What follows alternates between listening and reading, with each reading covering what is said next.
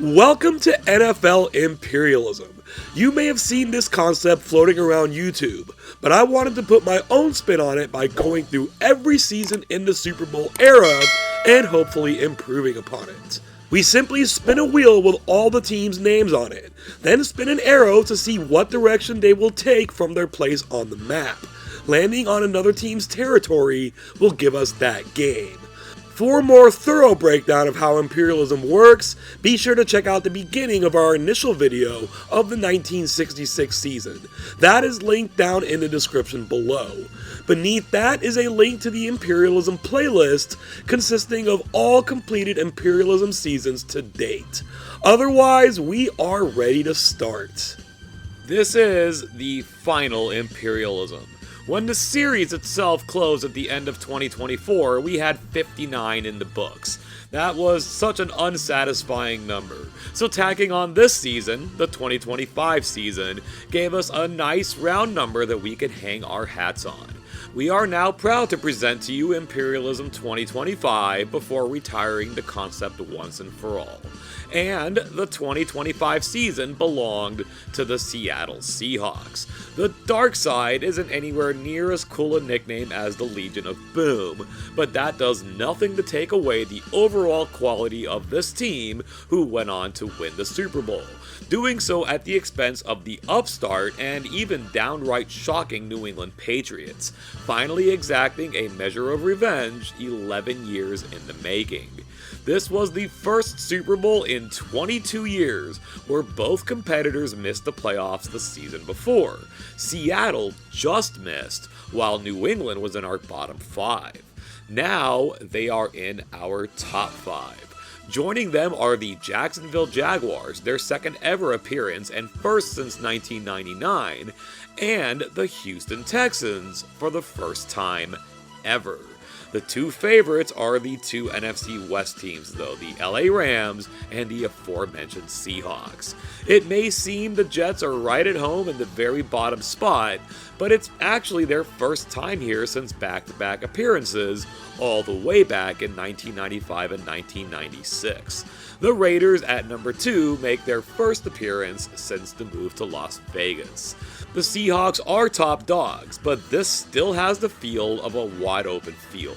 Who will take down the crown? Imperialism 2025, the final edition, begins now. And what better way to start the final Imperialism than to give us our most common matchup? The wheel selected the Raiders, the arrow takes them slightly northwest. They're heading to San Francisco to face the 49ers. San Francisco has it in their own territory, leading 17-7 in the third quarter. Brock Purdy is going to float this pass over the middle. George Kittle makes the catch, breaks a couple of tackles, gets away from another one. The Raiders give chase, but Kittle will get away, and he will score a scintillating 71-yard touchdown. The Raiders were kind of in this game before this play. They're not anymore. The Niners go on to win 31-14. This was indeed the most common matchup we had in our first 59 Imperialisms. The 49ers won the majority of those. They win this one as well. They will take over the Raiders' territory, and we have now eliminated one team. Our second spin of the wheel is going to be landing on the Green Bay Packers. They're heading north. That's going to catch the Upper Peninsula of Michigan, matching them up with the Detroit Lions. This is going to be a game between two teams who underachieved in 2025. Green Bay leads 3-0 in the second quarter with the ball in Lions territory.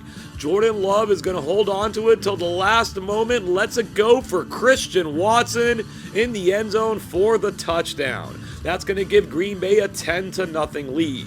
Detroit pulls back a field goal before the end of the half. It's now 10-3 in the third quarter. From the 2-yard line, the Lions run a reverse to Jamison Williams, and he's just going to break the plane of the goal line. Detroit gets into the end zone for the first time, tying this game up at 10 apiece. Green Bay is now on the move. They're at their own 41-yard line. Jordan Love will drop back the pass again. He looks deep again. It's Christian Watson again, catches the ball in stride. The Lions chase him but cannot catch him. touchdown. Packers 59 yards from Love to Watson. They're right back in the lead at 17-10. Now Detroit's been pounding the run game. They've gotten it down to the Packer 21-yard line. The Packers back up the defense. Jared Goff still throws it. Jameson Williams uses his speed. Just like Watson, he now has his second touchdown. This game is quickly tied up at 17. We are still in the third quarter. Not much time left. It's a 3rd and 3 for the Packers. The Lions rush Love and they knock down the pass at the line of scrimmage. Detroit now has a chance to take the lead. They're right behind midfield. Goff is going to drop back, throws the slant to Williams. He catches it, picks up some great blocks, and he's got free sailing to the end zone. He has scored a touchdown hat trick. The Lions now lead 24-17. Green Bay's in trouble from their own 41. They're facing a 4th and 10. Of course, they're passing. It goes short to Dontavian Wicks. Not only does he make the catch, but he gets the first down. However, Green Bay has now fallen down to 4th and 14. They're going to need to do this again. The Packers change up on offense here. They're going to run Emmanuel Wilson in for the injured Josh Jacobs. Oh my goodness, that did not work. The Lions stop it, run out the clock, complete the comeback for a 24-17 victory. Curious play calling there by the Packers, which ultimately cost them. The Lions will take over their territory, and our reigning Imperialism champions are now on the road to their potential repeat.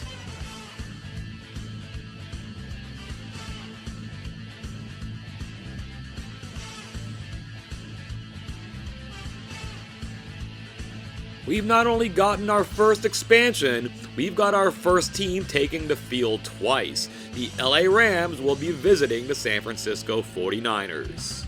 The Niners trail by 10 in the third quarter, not the worst spot to be in. Brock Purdy rushes this pass, Jawan Jennings will make the catch, but Nate Landman will knock the ball loose. They're in a bad spot now. The Rams scoop it up, run it back to the 3-yard line. From there, Ronnie Rivers is going to take the pitch and run it in for the touchdown. Rivers is in for the injured Kyron Williams. He had an effective second half. That puts the Rams up 31-14. They ran away with it from here. They go into San Francisco and win this one 41-14. The Niners had no problem beating the Raiders, not so much with the powerful number 2 rated Rams. LA will take over their territory. It's early in the game, but they have the largest piece of land out west, possibly in the whole country.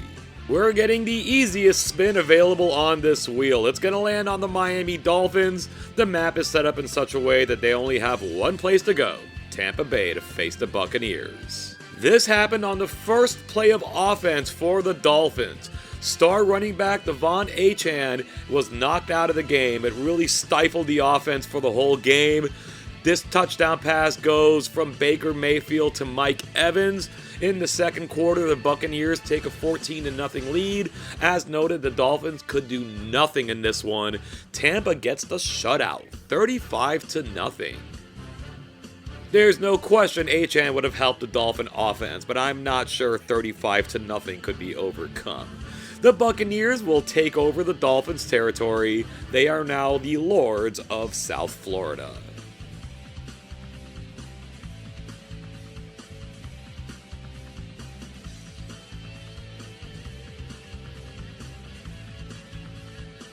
The Buccaneers are not only taking the field for the second time, they're doing so in back-to-back games. This time, they welcome the other team from Florida, the Jacksonville Jaguars.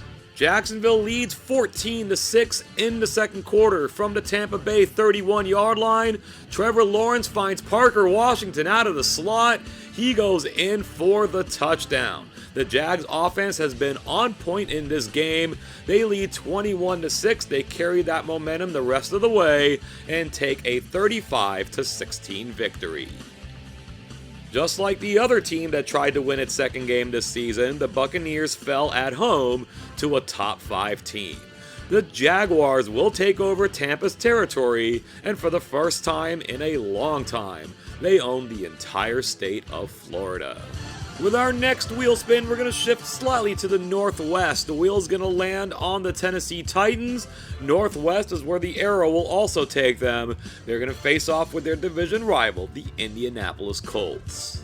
As we head to the 2-minute warning, this game is tied at 7. The Colts are deep into Titans territory. Jonathan Taylor takes the pitch and runs it in for the touchdown. So Indy gets out now to a 14-7 lead.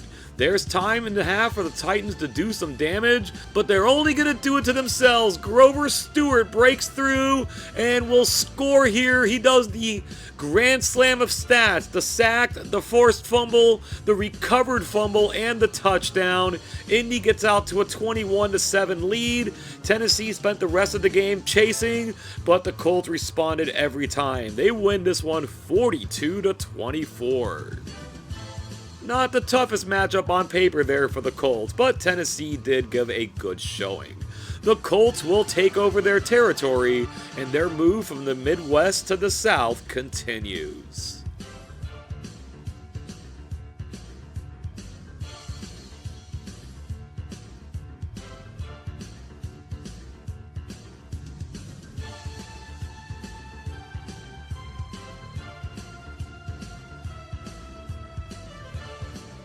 We've got our first photo finish of this Imperialism, and the Colts are on the move again. This time they're heading into Carolina to face the Panthers. Carolina's been keeping it close, but Indy's in control. It's 17-3 in the third quarter. The Panthers crowd the line. The Colts call an audible. Daniel Jones is going to fire this to Alec Pierce. He had to come back for it, but he makes the catch and runs it in for the score. That's going to give Indy a pretty insurmountable lead here of 24-3.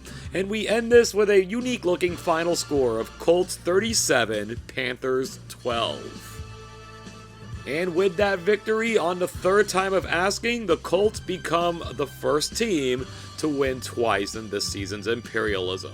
They will take over Carolina's territory, and they are still technically moving south. We won't be doing any expanding this time. The wheel's gonna land on the New York Jets, and they're not leaving the state of New Jersey. They're not even leaving their home stadium, even as they technically go on the road to take on the New York Giants. We had a scoreless first quarter, but the Giants are on the move from the Jet 24-yard line off the play action. Jackson Dart's gonna find a diving Wan'Dale Robinson in the end zone for the touchdown. The Giants break through first and take a 7-0 lead. The Jets are able to quickly respond. This pitch goes out to Breece Hall. He gets in for the touchdown. Then the Giants respond with this Jackson Dart run up the middle. What a great play by the O-line and Dart. We enter the second half at 14-7. On a 4th and 1, the Jets are going to try a field goal. The Giants pressure kicker Nick Folk. He will put it up, and he will miss. So that's going to leave things at 14-7. The Giants are going to look to take advantage. They're just inside the Jet 20-yard line. Dart's going to try to run it again, but that's Quincy Williams knocking the ball loose, and the Jets are going to recover, ending the Giants' threat. But they are forced now into a punting situation. The direct snap goes to Breece Hall. He throws it, and Isaiah Williams makes an incredible diving catch. What a play by Williams. They're going to give him the ball on a reverse on the very next play. He's got room to run. The Giants can't seem to get a hold of him, and Williams becomes the Jets' hero as the third quarter expires. This game is now tied up at 14 apiece. But the Giants go on another methodical drive. From the Jet 19-yard line, they pitch it out to Tyrone Tracy. He finds the edge. The Jets cannot lay a finger on him. Tracy takes it into the end zone for the touchdown. The Giants now get back into the lead at 21-14. Can the Jets put together a drive here? At 2nd and 12 from their own 40. Fields is going to go to his new favorite target, Isaiah Williams, on the slant. The Giants finally get him down at the 13-yard line. That's going to bring us to the 2-minute warning. The first play after the 2-minute warning is the play action pass. Fields goes to Garrett Wilson for the touchdown. The Jets showing a lot of heart here.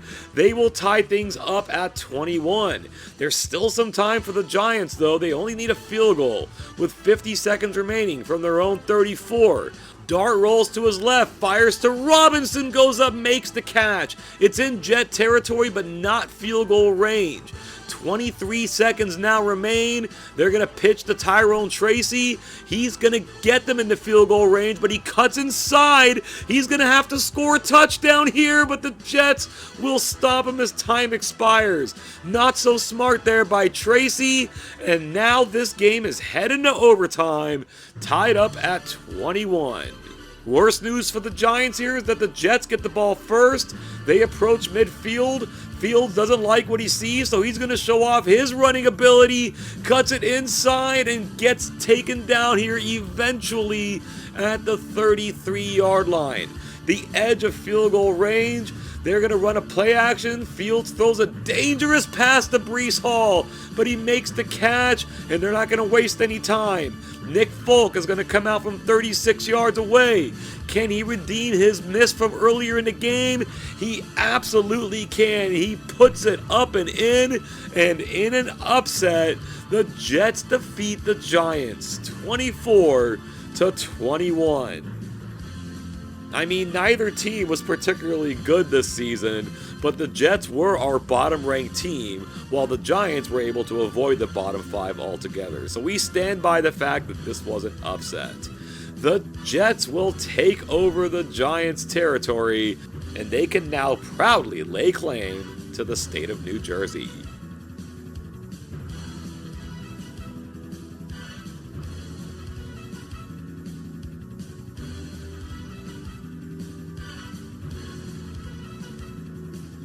The Jaguars just made that very unique expansion into Alabama, but the Falcons aren't letting them off the hook. They're heading over to Jacksonville to take them on.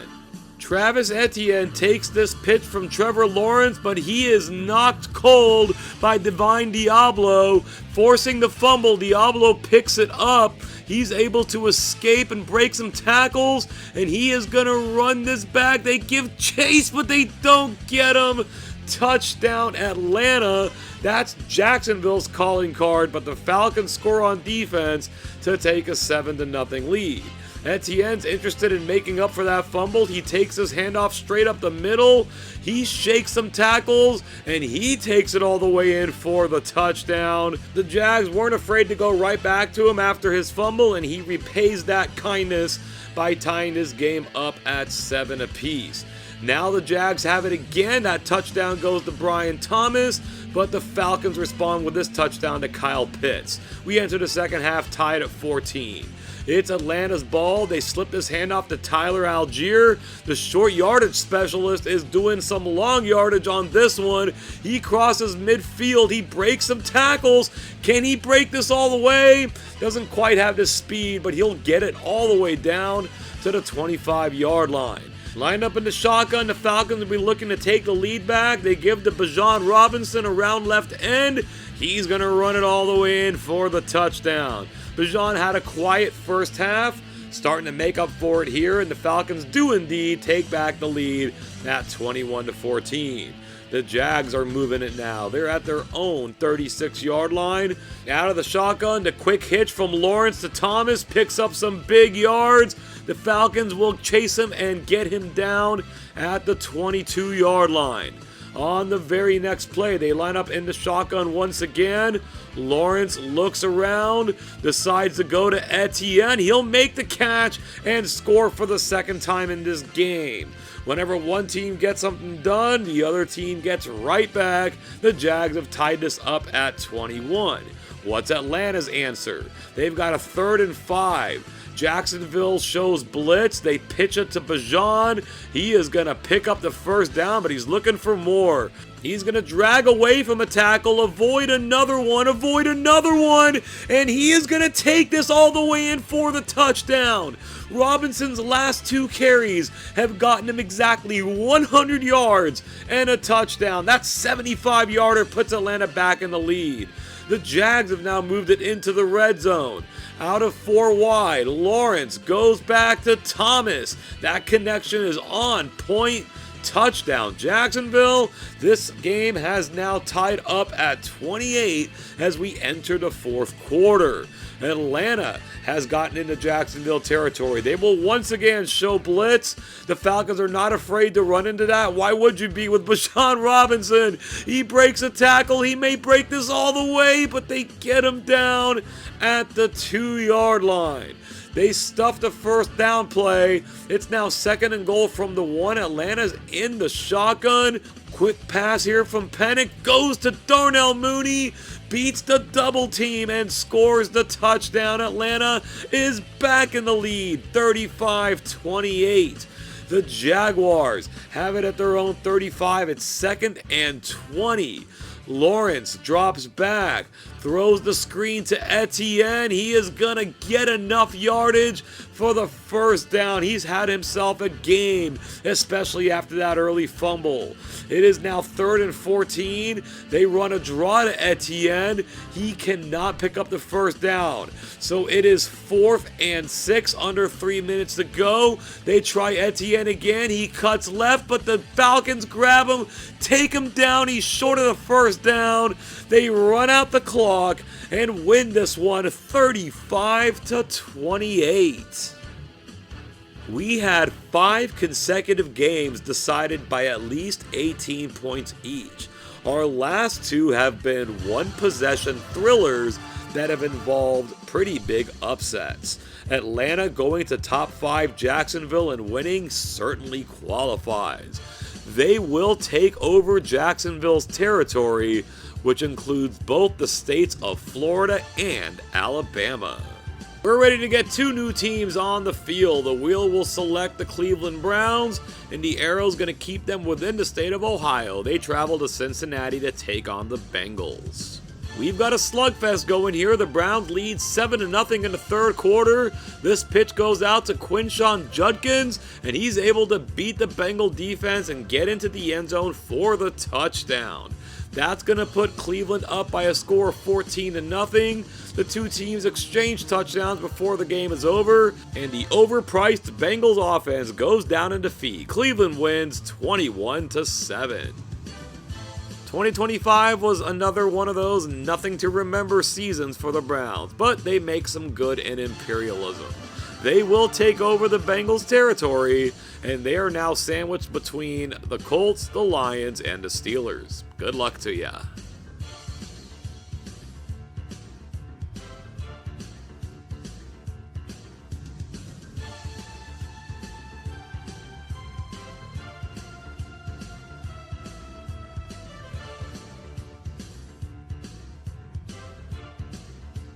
After a couple of expansions, we're getting a big game here in the Midwest. The Detroit Lions are going to take on the Indianapolis Colts. Detroit leads 14-10 in the 3rd quarter. They're inside the 10-yard line. Out of the shotgun, the crosser by Sam Laporta turns into a Lions touchdown. That's going to give Detroit a 21-10 lead, and from here, the Lions offense came to life. They knock out the Colts by a final score of 42-24. Perhaps a little irony here, 42-24 is the exact score that the Colts beat the Titans with earlier in this Imperialism. Detroit is gonna take over Indianapolis' territory. They have a unique landmass here that is a contender for the largest in the nation. This next spin leaves no room for error. It lands directly on the Chicago Bears. They're going to head to the west, so we're going to get 2 of the most surprising teams of 2025 on the field. The Chicago Bears, a pleasant surprise. The Kansas City Chiefs, a disappointing one. We're tied at 10 in the second half. The Chiefs are in scoring position. Patrick Mahomes is forced into a quick pass intended for Rashee Rice. It's instead intercepted by Tyreek Stevenson. So the Bears are going to take over deep in their own territory. They're going to need to get out from the shadow of their goal line. They're going to throw this deep to Rome Odunze. Goes up, makes the catch, gets it out close to midfield. They've now taken this forward to the 31-yard line. The Chiefs are bringing the blitz. Caleb Williams throws it out to Colston Loveland. The Chiefs are unable to get a hold of him, and Loveland turns that short pass into a touchdown. The Bears get out to a 17-10 lead. The Chiefs get another drive going. They're facing a fourth and a very short one. The run to Isaiah Pacheco is swallowed whole. Later in the fourth quarter, it's 4th and 1 again from the Bears' 8-yard line. They try Pacheco again and it doesn't work. The Bears are going to turn that into this Caleb Williams touchdown run. The extra point's no good, but it doesn't matter. The Bears win this one 23-10. In a season where seemingly everything went wrong for the Chiefs, while everything went seemingly right for the Bears, it's only fitting that Chicago won this game. They will take over the Chiefs' territory, and we now have 20 teams remaining. From those 20 teams, the wheel will select the Buffalo Bills. They've already expanded once. This time they're taking to the road. They're going to take on the Philadelphia Eagles. These two teams played a low-scoring battle in Buffalo during the regular season. Let's see if we get something similar to that. There's already more scoring in this game than there was in the real-life game. Philly leads 14-13, and we are in the third quarter. Both teams make changes. Jalen Hurts looks downfield, goes to A.J. Brown for the touchdown. That's Brown's second touchdown grab of the day. The Eagles now take a 21-13 lead. The Bills are ready to respond. They've taken it down to the Philly 22-yard line. The Eagles will back up their defense. Josh Allen will throw anyway. Finds Dalton Kincaid in the middle of the field, and he maneuvers himself into the end zone. Touchdown Buffalo. The call and response continues. They kick the extra point to remain down a single point. Now the Eagles have taken it down to the Bills' 5-yard line out of the shotgun. The quick pass goes to A.J. Brown. We have another hat trick of touchdowns in this Imperialism. Brown joins the list, putting the Eagles up 28-20. Now it's Buffalo's turn. They're at the Eagles' 25-yard line. We are still in the third quarter. Khalil Shakir runs the delayed route after the play action, works to perfection. Touchdown Buffalo. What a shootout we've gotten ourselves into. We enter the fourth quarter with the Eagles leading 28-27. Can the Bills defense get a stop? It's 2nd and 2 from the 30-yard line. Jalen Hurts looks deep downfield. He finds his tight end, Grant Calcaterra, in for the injured Dallas Goedert. Makes an incredible play, a gain of 48 yards, and Calcaterra is going to close things out with the touchdown. The Buffalo defense is letting them down. The Eagles extend to a 35-27 lead. The Eagles defense cannot be left off the hook, though. They do have a 3rd and 11 on Buffalo here, though. Allen will find Dawson Knox for a short gain. So it is now 4th and 5. The Eagles can end things here. Both teams make changes.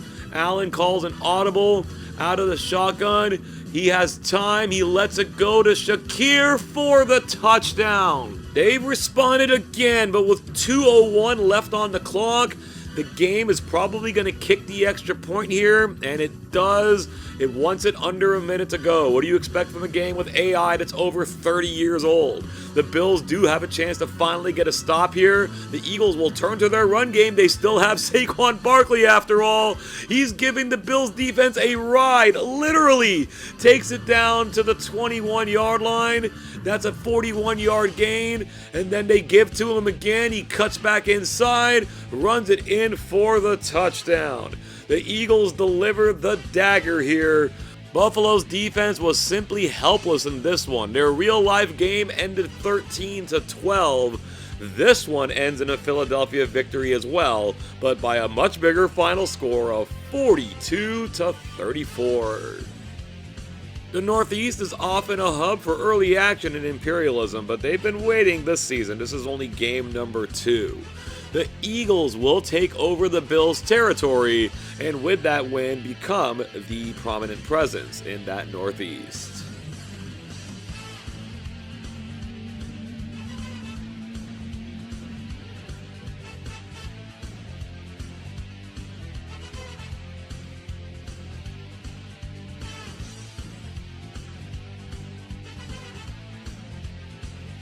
We're ready again to get 2 new teams on the field. The Houston Texans are going to be attacking their in-state rivals, the Dallas Cowboys.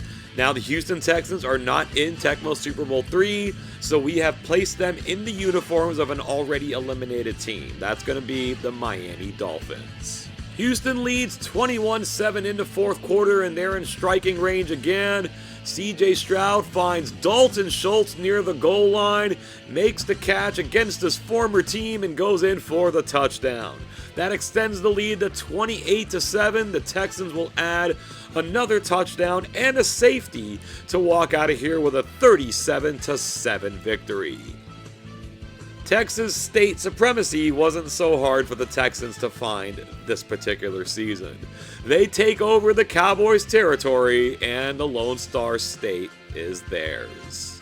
Close call on the wheel here between the Ravens and Falcons. It hits the Ravens. They're heading north. That's going to catch the territory of the Philadelphia Eagles. Like the Texans before them, the Ravens are not in Tecmo Super Bowl III. They usually get called upon early, and we put them in the uniforms of the Green Bay Packers because they are the 3-4 defense furthest away on the map from Baltimore. Now we've got some 3-4 defenses eliminated, and for the sake of variety, we're going to put the Ravens in the uniforms of the Carolina Panthers. We're tied at 7 apiece in the second quarter. The Eagles are in Ravens territory. Jalen Hurts is going to fire this to A.J. Brown. The passing game is working for the Eagles a lot better in Imperialism than it did in real life. That said, Saquon Barkley will take the next handoff and run it in for the touchdown. Philly has now taken a 14-7 lead. Their defense forces a 3-and-out, and they're on the move again. They're at the Raven 33-yard line. This pitch goes out to Saquon Barkley, finds the edge, goes down the sideline. They've got a hold of him, but Barkley slips away and gets himself in for his second touchdown of the quarter. Philly is on a roll right now. They lead 21-7 as we enter the second half. Baltimore has moved it to the Eagle 6-yard line. They need to get something going here to stay in this game. Lamar Jackson finds DeAndre Hopkins in the back of the end zone for the touchdown. That will cut the lead to 21-14. Their defense will now force a 3-and-out. Baltimore is on the move, about a minute to go in the third quarter. From the Eagle 44, Lamar throws this to Zay Flowers, makes the catch in traffic for the first down. Jackson takes the snap out of the shotgun, keeps it himself, goes around the edge, cuts inside. What a play by Lamar Jackson. The Ravens concede 2 in a row, then score 2 in a row. They will not tie this game, however, because the Eagles come after and block this extra point. It remains 21-20. Philly will now try to extend that 1-point lead to a more comfortable 8. Hurts goes downfield. This is Darius Cooper in for the injured A.J. Brown. Makes a nice play down to the 24-yard line. They do have to settle for a field goal, though. Jake Elliott will boot this from 42. It's almost blocked, but he gets it through the hands and through the uprights.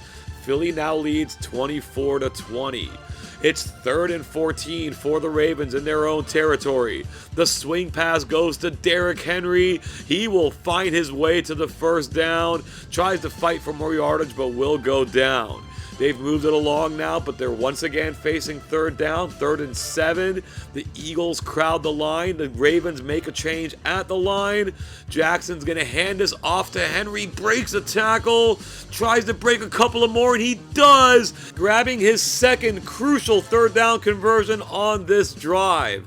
It's now 2nd and 4 from the 5-yard line, not quite 2nd and goal. Lamar rolls out himself and will get it in for the touchdown. For the first time in this game, the Ravens have taken the lead at 27-24.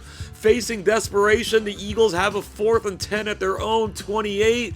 The blitz comes, Hurts gets it off, incomplete, and the Eagles concede a 14-point halftime lead. The Ravens win this one 27-24. The Eagles have certainly given us some exciting games in this Imperialism. It only matters to them, however, if they can win those games. They got the first one, not the second one. The Ravens take over their territory, and they now take over Northeast prominence. Now we're making our way through the Northeast. The wheel will land on the Commanders. They're going to head slightly to the southeast. That's going to be catching the territory of the Baltimore Ravens. They're getting right back out on the field. Baltimore trails 17-14 in the fourth quarter when this happens. Lamar Jackson is knocked out of the game. Tyler Huntley is in his place, and they're facing a 3rd and 20. They're in Washington territory. Huntley looks deep, lifts it up to Zay Flowers for the touchdown. Huntley comes in off the bench cold and hits his star receiver to give the Ravens a 21-17 lead. The Commanders march right down the field, though, facing a 3rd and 2 from the 3-yard line. This pass is caught somehow by Terry McLaurin, dives in the back of the end zone, gets his knees down to give Washington a 24-21 lead. Here come the Ravens. It's 4th and 6. Huntley tries for the quick pass to Derrick Henry. It's incomplete. Washington turns around and tacks on one more and gets the upset victory in Baltimore, 31-21. Losing Lamar Jackson obviously is not ideal, but I don't know if it cost Baltimore the game. Washington just took it to them for the majority. They will take over the Ravens' territory, and this particular piece of land is continuously changing hands. It's like the game heard us about the Northeast not playing much. We're back. That wheel hits the Jets, and they're going to head over to face off with the Commanders. This piece of land has been changing hands quite a bit. Can the Jets be the next ones to take it over? They're acting like they want it. Breece Hall takes the pitch, goes around the left end, and finds the end zone for the touchdown. It's now 7-3. John Mechie catches this pass and gets in for the score. Washington looking to come back in the third quarter, though. This is Ja'Cory Krosky-Merritt, otherwise known as Bill, getting the touchdown. And here is Jaden Daniels in for the injured Marcus Mariota. He's normally the starter, of course, but Mariota played more this season. That gives Washington now a 17-14 lead. The Jets are trying to rediscover their first half form on 3rd and 9 from their own 7-yard line. Justin Fields overshoots Mechie. Trey Amos is there for the interception. He breaks a tackle. The Jets can't get him down. Amos runs it back in for the score. Washington has scored 21 consecutive points. They take a 24-14 lead. The Jets score a touchdown as time expires to make this look a little closer. Washington wins it 24-20. So the Commanders not only finally defend this land, they will take over the land of the Jets. There are only 2 teams at this point in the game that have a 2-0 record. The Lions and the Commanders, which just so happen to be the 2 teams that played for the Imperialism Championship last season.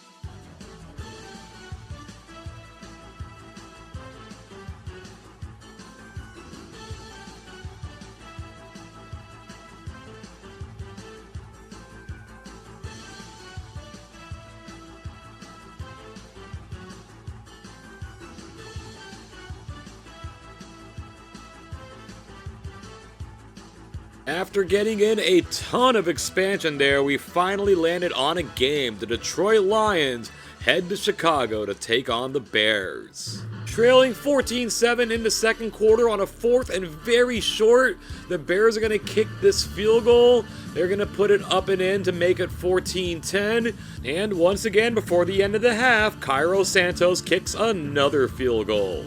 They're getting points, but they're not enough to take the lead. It's 14-13, Detroit leads. They take that lead into the third quarter. David Montgomery scores a touchdown, and then Amon-Ra St. Brown will score this touchdown. The Lions are showing the Bears how to properly put points on the board. They take a 28-13 lead, and in the fourth quarter, Chicago makes some noise, but not nearly enough. The Lions win this one 35-25. Chicago took that way too passively, and the Lions certainly took advantage of that. They will take over Chicago's territory, stretching from Wisconsin down to Missouri through North Carolina. They do appear to have the largest piece of land in the entire nation.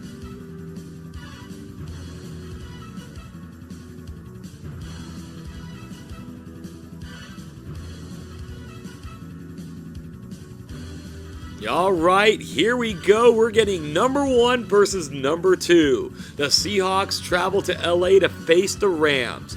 These teams played 3 epic encounters this season, with the home team winning each one, including Seattle's victory in the NFC Championship game, which was essentially the real Super Bowl. Will home field advantage hold once again, or do the Seahawks prove their worth? This battle now begins. Seattle's taken their first drive in the Rams' territory. From the 30-yard line, Sam Darnold has a clean pocket, goes across the middle. Jackson Smith-Njigba makes the catch for the first down. A couple of plays later, this pitch goes out to Kenneth Walker, the Super Bowl 60 MVP, scores this game's opening touchdown. Seattle leads 7-0. The Rams are on the move here. They've gotten it to the Seattle 13. It's 3rd and 2. Direct snap to Kyren Williams. Boye Mafe blows him up, forces the fumble. Seattle recovers. Now into second quarter, they've gone backwards. They're facing a 2nd and 20. Darnold lets the receivers clear, goes across the middle to A.J. Barner, picks up a nice gain, first down. They don't go any further, but they do flip field position. The Rams now have it at their own 38. Seattle will crowd the line. Matthew Stafford throws to Devontae Adams on the slant. They connect. Adams continues going. They haven't gotten him down yet.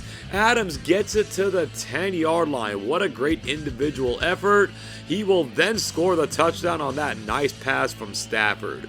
So the Rams can certainly not be counted out of this one. They've tied things up at 7 apiece. We now head to the second half. They've got a 3rd and 18 deep in their own territory. Seattle will once again move the defense up. Stafford goes to Adams. He is short of the first down, but worse than that, Will Witherspoon forces the fumble. That's the second takeaway for this Seahawk defense.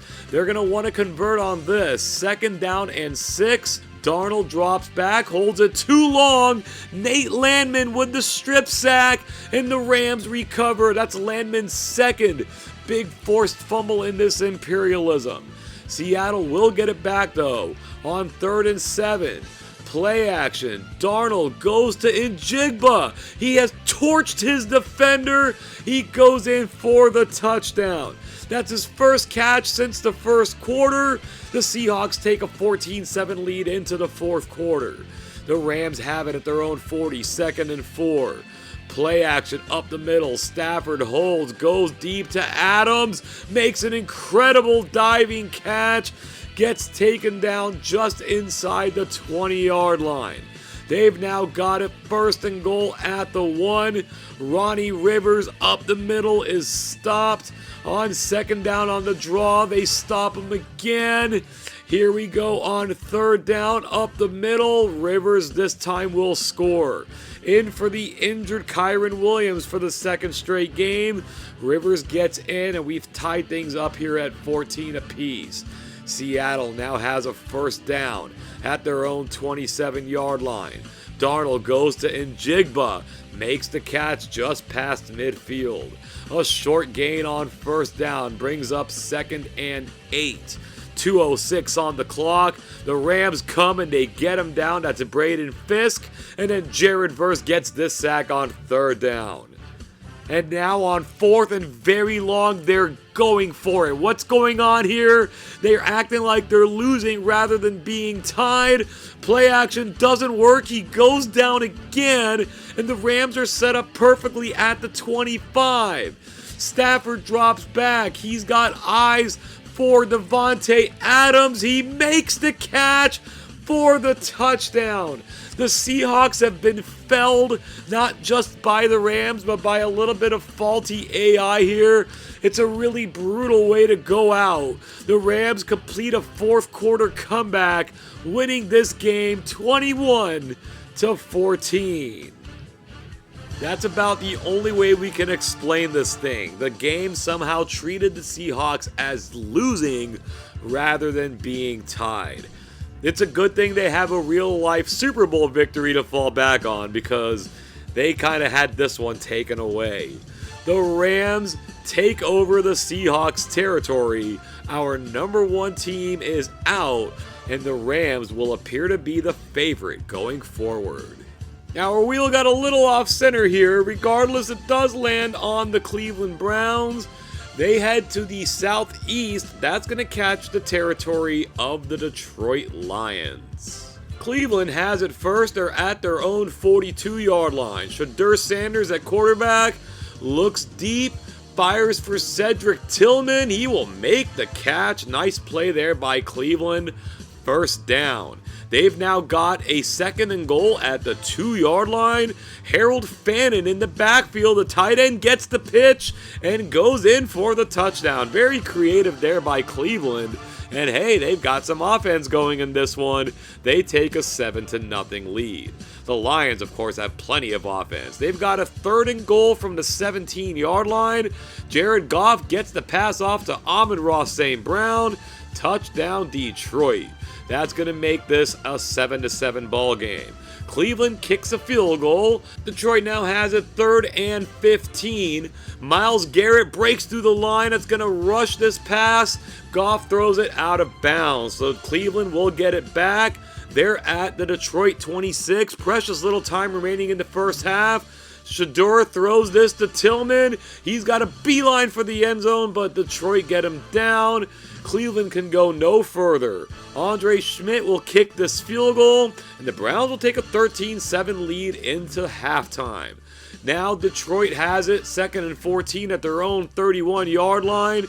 Goff goes back, and Garrett gets him down, and Garrett's going to get him down on the next play as well. His 2nd and 3rd sacks of this game. Cleveland's going to have a chance to put this away now. They're at the Lion 39-yard line. Sanders holds it, gets rid of it, and it's caught by Jerry Jeudy. What a great play with Aiden Hutchinson in his face. Jeudy finally goes down. On 1st down, Hutchinson will get a sack, so it's now 2nd and goal at the 15. Sanders wants Tillman. It's slightly overthrown. DJ Reed makes the interception. They're going to give him the touchback. The Browns are seemingly unable to pull away in this one. Can the defense hold strong again from the 20? Goff goes to his main man, St. Brown, shakes his defender, gets away from him again. Big yardage after the catch here, a 57-yard pickup for Amon-Ra St. Brown. They've now got it 3rd and goal at the 7. Goff has himself a clean pocket, goes for Sam Laporta. It's incomplete. Jake Bates will almost get this field goal attempt blocked by Myles Garrett, but he'll put it through. The lead's cut in half. Cleveland has a 13-10 lead.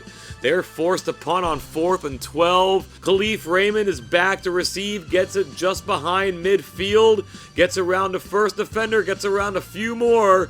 A nice return there of 20 yards, right around field goal range. They have gone backwards though. It's 3rd and 16.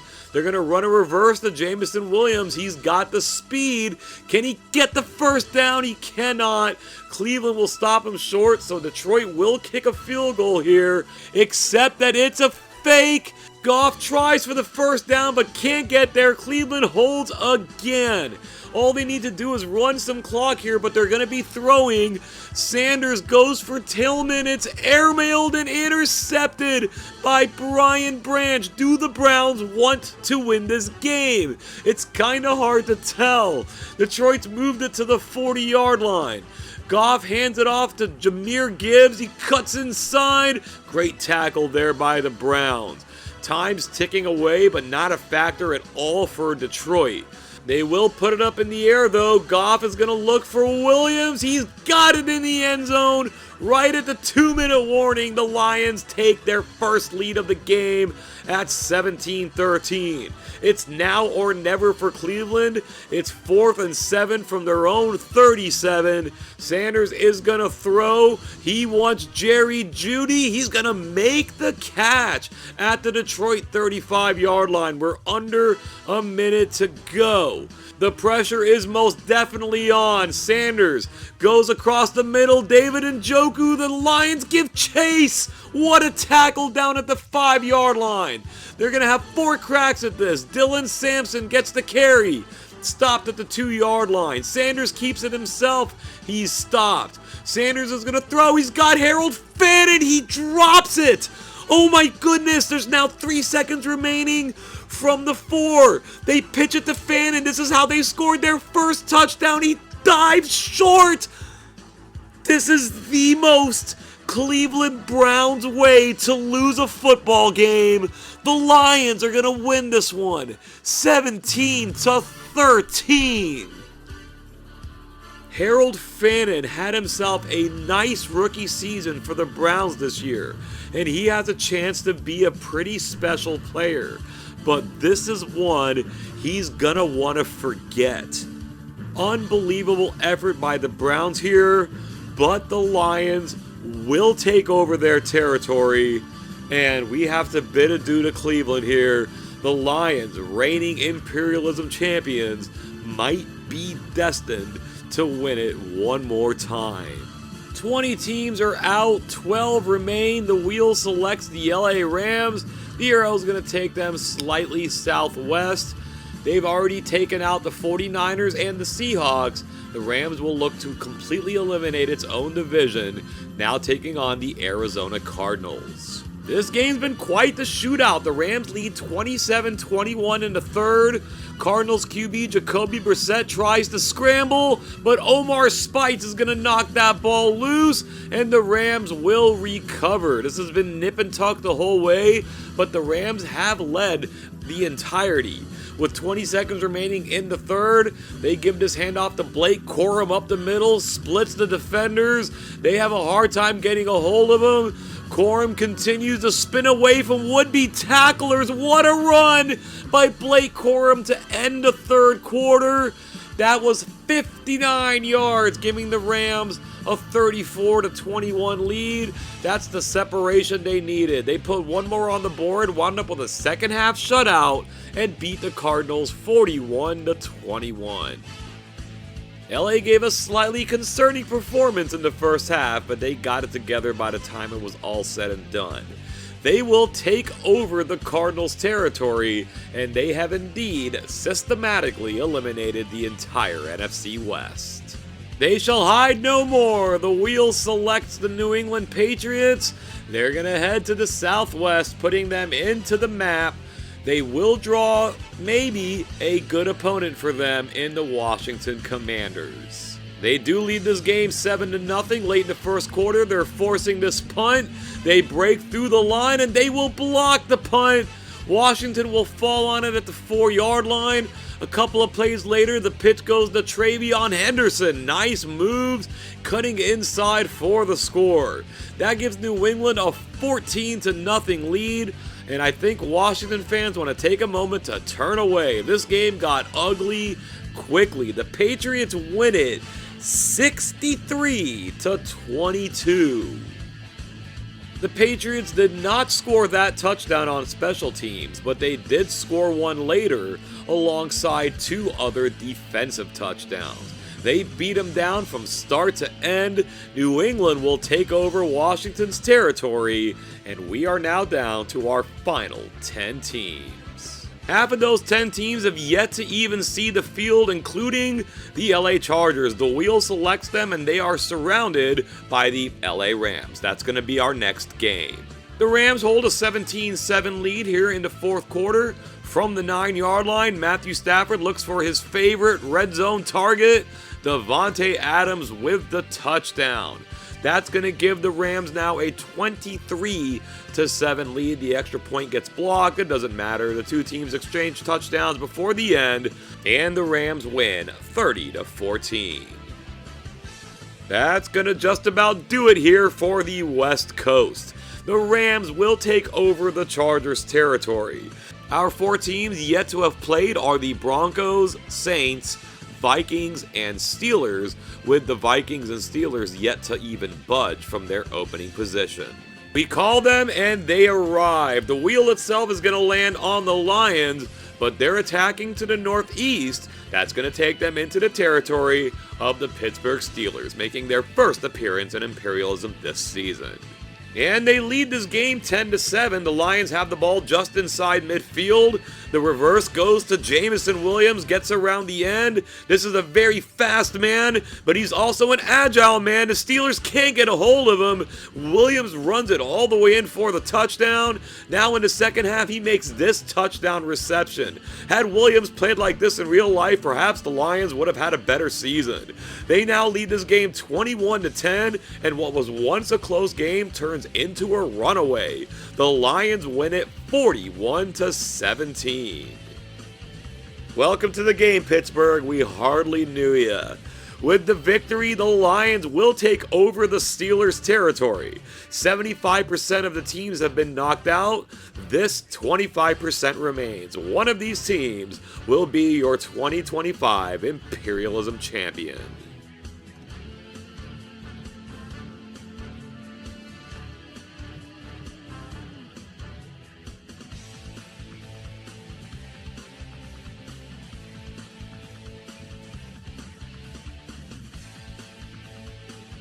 Batten down the hatches, we're getting ready for what should be a defensive showdown. The Houston Texans take to the road to play the Denver Broncos. It's been just that, scoreless in the second quarter. Nico Collins is needed to open the game up. He makes this deep catch. He makes another one down the sideline. And as they've gotten closer to the end zone, Collins will catch the touchdown. That's going to give us a 7-0 score. That's going to take us into the second half. It's now 17-7 in the fourth quarter. Bo Nix is taken down by Will Anderson, his 4th sack of this game, and that was 1 sack too many for Nix. Art imitates life. He has been knocked out of this ball game. Jared Stidham comes in to take his place, and on the very next play, Anderson gets him down for the safety. A 5-sack performance by Anderson. That makes this a 19-7 game, and 19-7 will be our final score. And it's not exactly like the Broncos are lacking on the offensive line. Will Anderson's just that good. The Texans will take over the Broncos' territory, and now only the Vikings and the Saints remain as teams who have yet to play a game.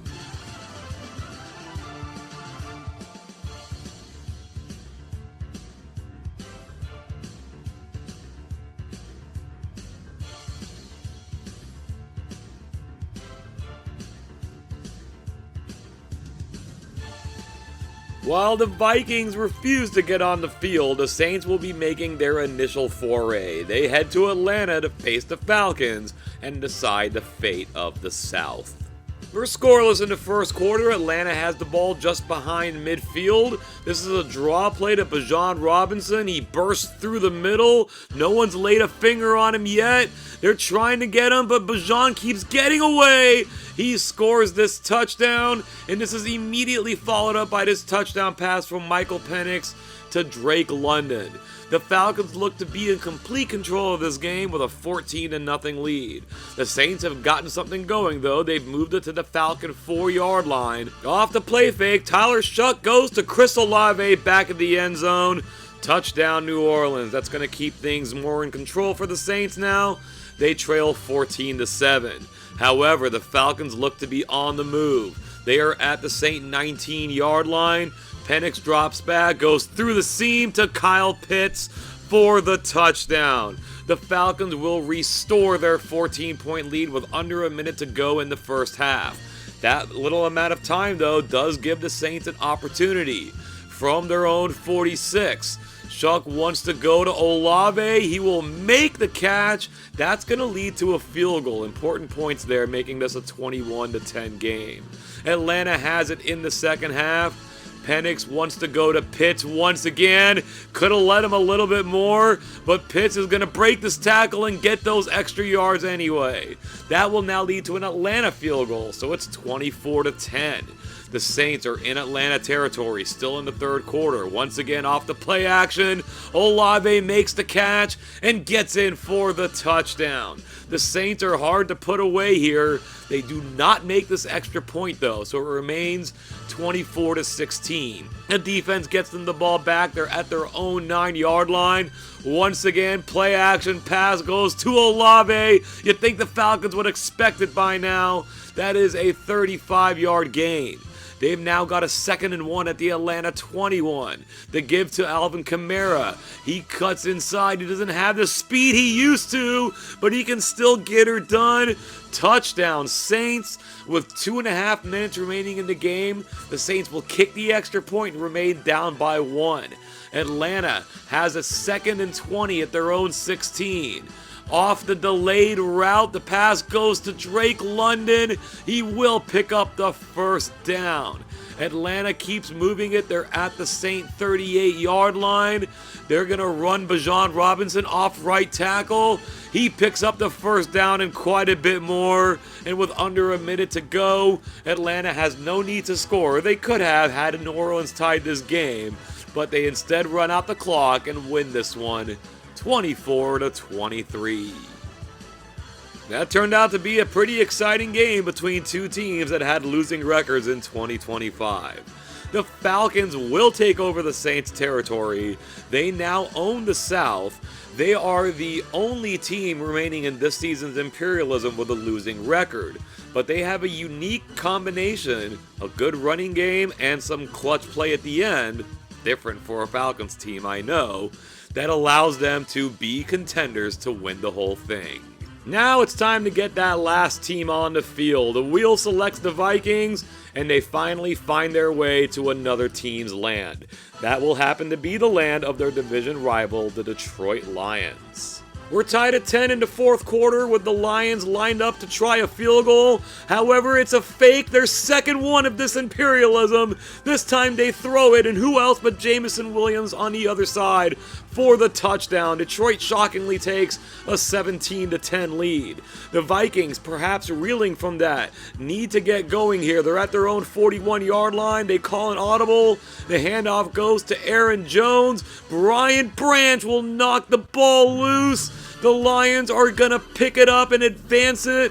They break a tackle and another one. They've got a chance to take it home, but they go down at the 4-yard line. A couple of plays later, the pitch goes to Jahmyr Gibbs. The Viking killer gets in for the score, and the Lions have taken complete control of this game now. It was tied 10-10. It's now 24-10, and it will end with that same 24-10 final score. This is not the same Lions team in 2025 than they were in 2024, but they still have plenty of talent, and talent can carry you a long way. They will take over the Minnesota Vikings territory. That is their 6th win in this season's Imperialism, matching the number of wins it required them to win last season's Imperialism. This time, however, there are 4 other teams remaining looking to take away that crown. It's time to cut this field down to 4 teams. The wheel selects the New England Patriots. The arrow will send them on the road to take on the Detroit Lions. Right from the jump, Drake May finds his tight end Hunter Henry for the touchdown. The Lions say, we've got a tight end too, that's Sam Laporta. They try Hunter Henry again. This time Brian Branch is going to intercept it for the Lions, and he's going to take this back for the touchdown.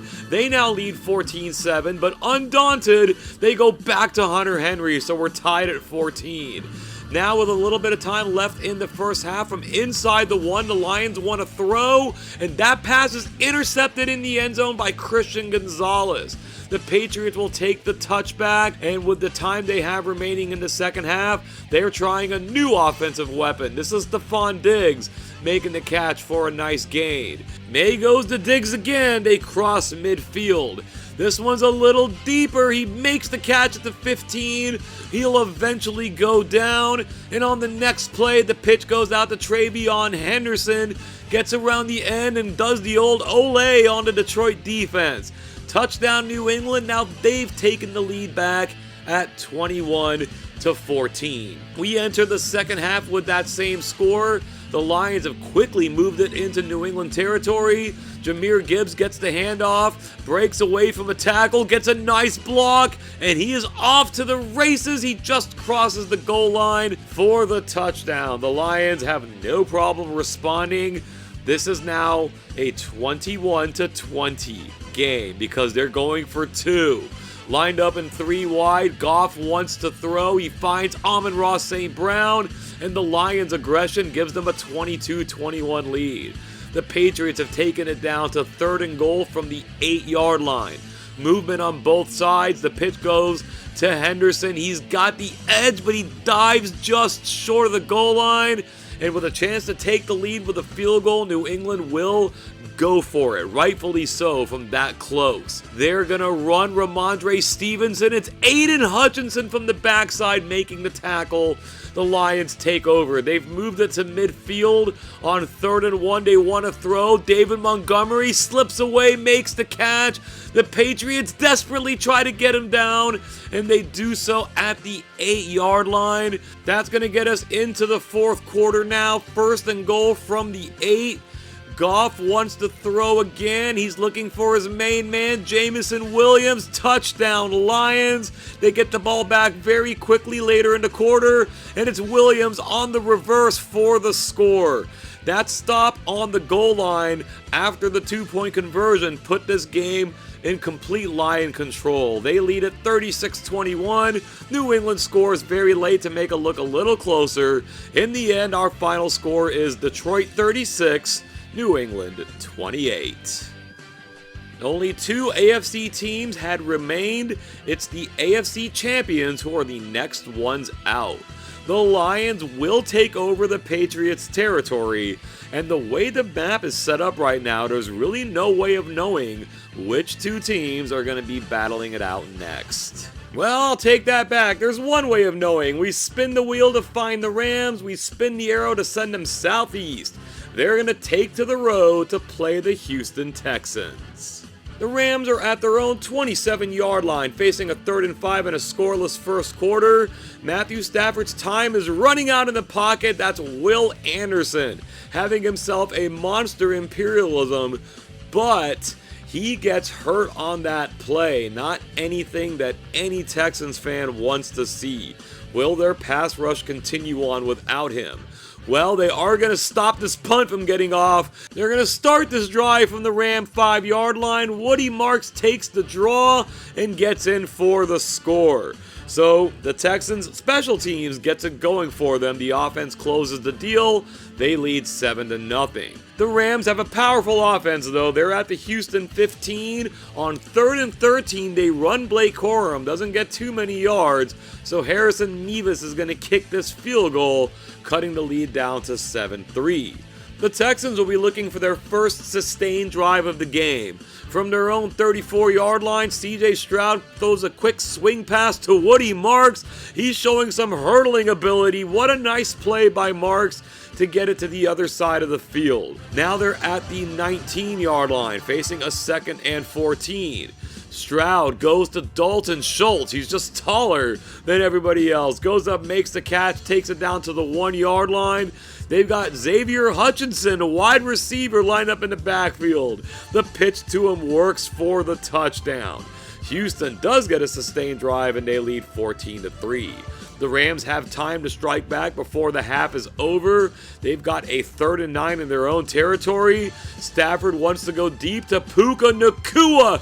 Makes the catch, breaks a tackle, gets it down inside the 5 yard line. Puka's had a good Imperialism. He just hasn't been showing up too much on highlights because it's been this man, Devontae Adams, closing the deal most of the time. Another touchdown for Devontae in this Imperialism. It's now 14-9, where it's going to stay after the Texans block this extra point. Now, with under a minute to go, Houston's going to look to get something done, and what better way to do that than throwing it to Nico Collins. He gets the ball past midfield, but Emmanuel Forbes is going to knock it loose.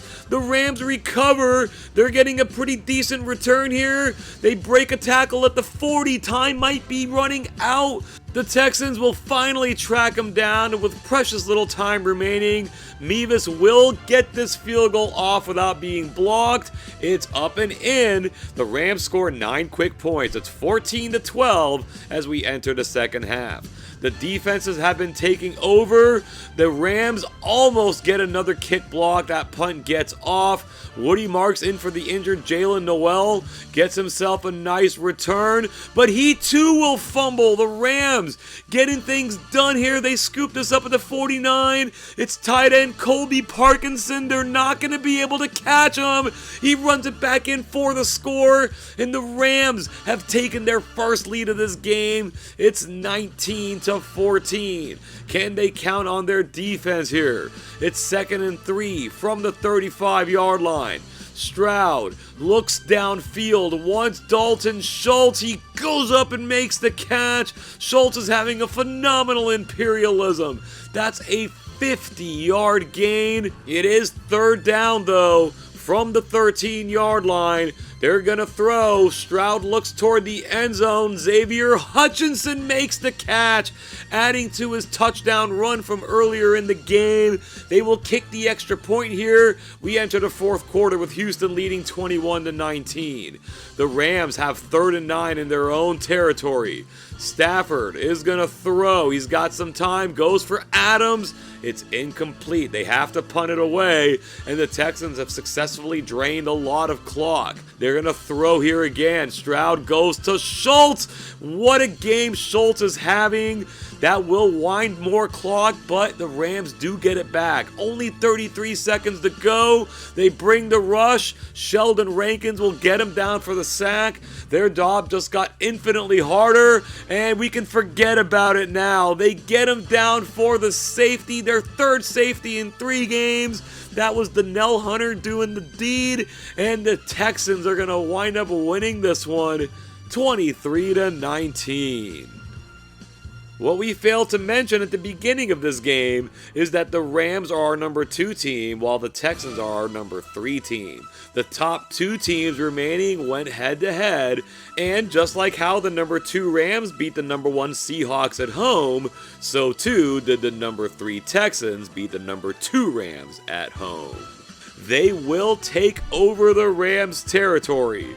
We're either going to have the number 3 team on our ranking, Houston Texans, an underachieving 9-8 Lions team, or a team with a losing record in the 8-9 Falcons winning this season's Imperialism. Only the Lions have ever won one before. This spin of a 3-team wheel gives us the Houston Texans.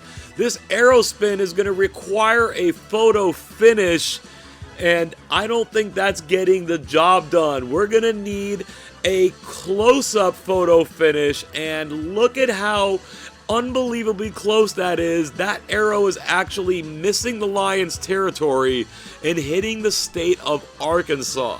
So we're going to zoom back out. As we can see here, this is an expansion. The Texans take over the state of Arkansas. And now we've got to spin the wheel again to again get the Texans. We head to the east once again, but this photo finish is a lot more obvious. The Texans are hitting the territory of the Lions. That's going to send the Atlanta Falcons into the Imperialism Championship game for only the second time in their franchise's history, the first one coming in 2009. They're going to be the underdogs against whoever wins this game between the Houston Texans and the Detroit Lions. Under a minute to go in the first half, the Lions lead 3-0. The Texans are on the move though. Stroud will find Nico Collins. That 3rd and 10 has been converted into a first down. With 36 seconds remaining, 2nd and goal from the 4. This is Woody Marks. He's going to get in for the game's first touchdown as the first half's about to end. The Texans are going to take this 7-3 lead into the second half. The Lions are looking to get their offense into gear. It's 3rd and 7 in their own territory. Jared Goff rolls out, finds Jameson Williams. He gets the speed going. The Texans are going to desperately claw to get him down. They somehow do so inside the 1, but the Lions are going to make sure that Williams gets the touchdown on the reverse. This play has been absolutely unstoppable. The Lions get out to a 10-7 lead. What does Houston have in mind for a comeback?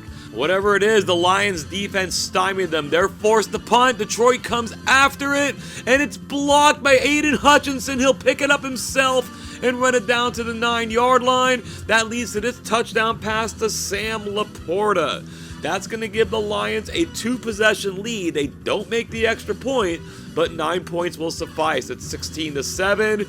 It's now 16-10, and wouldn't you know it, Jameson Williams runs in another reverse for a touchdown. Detroit's defense put the clamps down in the second half. They come from behind and win this game 23-10. And now just these two teams remain. Our reigning defending Imperialism champion Detroit Lions and the 8-9 Atlanta Falcons. It's been said many times before on this channel that no team with a losing record has ever won Imperialism. They haven't really backdoored their way here. They went on the road and beat the Jacksonville Jaguars, a top 5 team. While the Lions have won 8 games this season and 6 last season for a 14-game winning streak. These two teams are going to battle it out. We've got to spin the wheel and find out who's going where. And that spin of the wheel is going to give us the Detroit Lions. So they're going to head to Atlanta. History is going to be made one way or another in this, our final ever Imperialism game. Either the Lions are going to repeat as champions, or the Falcons are going to become our first ever non-winning team to take it all.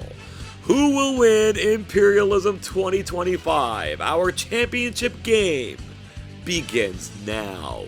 The Lions are moving the ball here to start the game. They're at midfield. Jared Goff drops back to pass, goes for David Montgomery, but that's intercepted by the Falcons' Jesse Bates.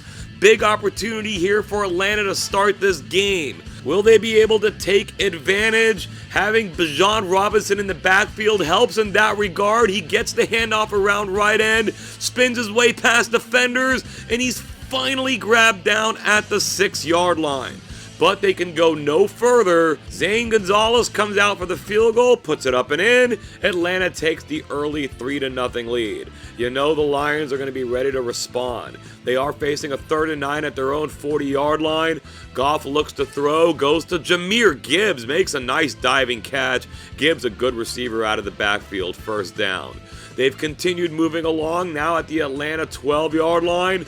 Goff to throw again, goes for Jameson Williams. He has probably been the Imperialism MVP. He scores again. The Lions now get out to a 7-3 lead. The Falcons are being forced to punt on a 4th and long. Can the Lions block a punt for the second straight game? They can. They knock that ball backwards. They're able to pick it up. DJ Reader chugging along down to the 8-yard line. And then the Lions score on this touchdown pass to Amon-Ra St. Brown. 2 straight touchdowns for Detroit puts them up 14-3. Atlanta might already be feeling the desperation. They have made it to the Lion 45-yard line. Michael Penix looking downfield for Darnell Mooney. It's intercepted by Thomas Harper. He's getting himself a pretty good return. So the Lions are going to have an opportunity to tack on more points before the half ends. We got 1:08 to go. Jared Goff wants to throw.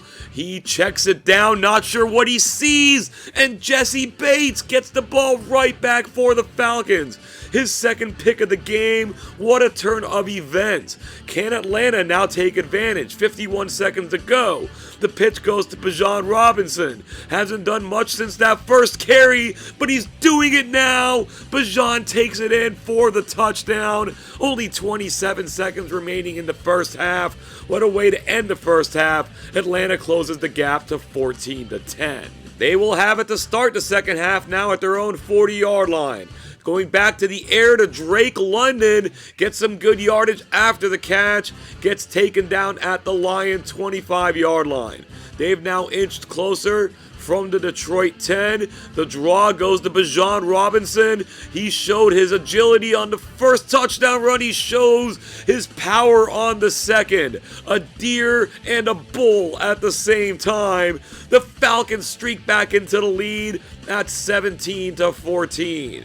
The Lions have quickly moved it down to the Falcon 30-yard line. They're going to run David Montgomery. He ain't as fast as he used to be, but he still can run. He gets it down to the 1-yard line. You know the Lions are going to punch this one in. And guess who? It's Jamison Williams on the touchdown reception. The lead has changed hands once again. 21-17 Detroit. It's now Atlanta's turn. They've got it at their own 36-yard line. They're keeping it in the air to Drake London. This is almost an instant replay. The Lions are taking terrible tackling angles, and London gets a big gain down to the 26-yard line. On the very next play, they are going back to Bijan, pitch left. He is able to evade anybody who wants to get near him. They do finally grab hold and get him down at the 5-yard line. They're going to go to Bijan again, and why not? He's able to break the plane. Touchdown Falcons. This seesaw of a game has now tilted back toward Atlanta. They lead 24-21. We have 6 seconds remaining in the third quarter. It's 3rd and 20. The Lions check it down to Sam Laporta, but he leaps over a tackle and gets his way for the first down. What an individual effort by Laporta. It's now 3rd down again, 3rd and 9, a little more manageable. Goff is going to once again go for Laporta, and he's going to once again get the Lions a first down. What an unsung hero he is. It is now 2nd and 1 from the 12-yard line. The pitch goes to Jahmyr Gibbs, lightning quick to the outside. Touchdown Detroit. The lead has changed hands once again. It's 27-24. That's because Jake Bates is going to miss this extra point, giving Atlanta a chance to tie with just a field goal. Maybe they have bigger things in mind, though. They got a 3rd and 2 at midfield. They run Tyler Algier up the middle. The Lions blow it up. Atlanta will punt it, trying to get the ball back on defense. On the rollout, Jared Goff drops it off to Gibbs. He picks up some good yardage after the catch and gets all the way past midfield. The Lions just need to milk a little bit more clock, and they've got this one sealed. It is 3rd and 10 from the 42-yard line. Goff wants to go to Williams. He can't break free this time. It's too far for a field goal. They don't want to leave Atlanta good field position if they miss it. So they're going to punt it away from the 39-yard line. All-Pro Jack Fox is going to try to pin him inside the 20, but it will go for a touchback. So here we go. The Falcons have 90 seconds on the clock, 80 yards for the win. They're going to start with Bijan Robinson. He gets him on the right foot and then some. He's past midfield, hasn't been touched. He gets it down to the 30 and further. They are already in field goal range, but they have plenty of time to think about the end zone. From the 26, Penix will throw to Drake London, makes the diving catch inside the 10-yard line. Do the Lions have it in them for a goal line stand here? 43 seconds remaining, time's not really a factor. Algier loses yardage on first down. 2nd and goal from the 10. Penix will throw. He goes to Kyle Pitts over the defender. Touchdown Falcons. 27 seconds remain. That, ladies and gentlemen, is your game winner. In this incredible back and forth action, the Atlanta Falcons win 31-27. Can you believe it? The Atlanta Falcons, instead of blowing leads, have become the comeback kings in this Imperialism. Down 14-3 and having just turned the ball over, things were looking bleak. Instead, they snatched victory from the jaws of defeat and have completely taken over the United States of America, finally becoming the first team in the final opportunity to win Imperialism after putting up a losing record during the real NFL season. When that 2025 NFL season began, few, if any, had a Seahawks-Patriots Super Bowl in mind, but that's exactly what we got. When this 2025 Imperialism began, few, if any, had a Falcons-Lions championship game in mind, but that is exactly what we got. And to add to the surprises, it was the Falcons who get the win, capturing their first ever Imperialism title while denying the Lions their back-to-back dream. The first half of Imperialism games this season saw a usual mix of close games and not so close games. Scoring was generally high, including the Falcons upsetting the top 5 Jaguars in Jacksonville. As we shift to the second half of games, outside of a few exceptions, we get a lot more games decided by a single possession, including that enthralling championship between the Lions and the Falcons. Because Atlanta won that game, they take their place at the top of the season standings at 3-0, even though the Lions won 8 games themselves. Had Detroit won the championship, they would have matched their 9 wins from the real 2025 season. The Rams with 4 and the Texans with 3 each won as many or more games than the Falcons. We'll take one last look at what are now officially the final overall standings. In parentheses, we have included each team's record in the Imperialism Championship game. The Cowboys will maintain their overall lead, and the top 5 remains the same, except with the Rams leapfrogging the Vikings for 4th place. You are still watching. Thank you so much for that. I truly hope you enjoyed the final Imperialism, and we got lucky to have such an awesome game to end matters. Just in case you've yet to do so, please like and share this video, subscribe to the channel, and ding that notification bell. We have a lot more content available on the channel, plus we have the previous 59 Imperialism seasons if you're feeling nostalgic. Who would have ever thought that this would be the final image of Imperialism? The Atlanta Falcons reign supreme as the 2025 Imperialism champions. All their games were close, and in a reversal of fortune for their franchise, they found a way to win all of those games. And along with the Lions, they gave us quite the send-off.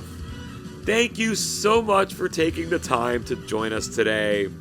And until next time, I hope you have an awesome day.